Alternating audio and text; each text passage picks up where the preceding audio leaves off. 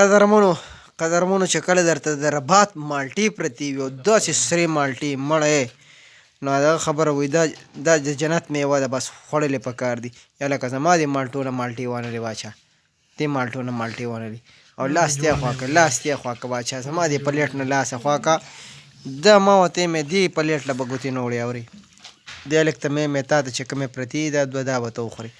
خو د مالټو په دغه کې ګورې چې کوم خلک زما پلیټ نه مالټې اخلي هغه دې ما سره مړی ژوندی نه کوي. بس بلکل صفا الفاظو کې زه خوشحاله راته اوسې. های یو منټ پس دا حالات دې وګوره. قدرمنو دا کومې مالټې چې ما وخوړې د امیر صاحب د برکته مې خوړه. ماشاءالله جار قربان ما ورته یو خبر وکړه مې باقي خو نیم خبر خو مې کېدی شي په دې د الله وبخي نو بس دغسې په ما مالټې خوره نو خدای شو ډېرې سرې مالټې هی دا د کوم ځای وي؟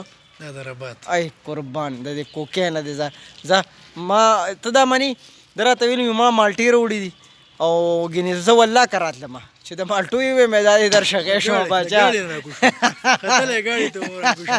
زه بس اوس دننه ځمه ښه باچا خوشحاله راته اوسې رب دې وکړي چې ستاسو په ژوند کې ډېره خوشحالۍ راشي. مننه.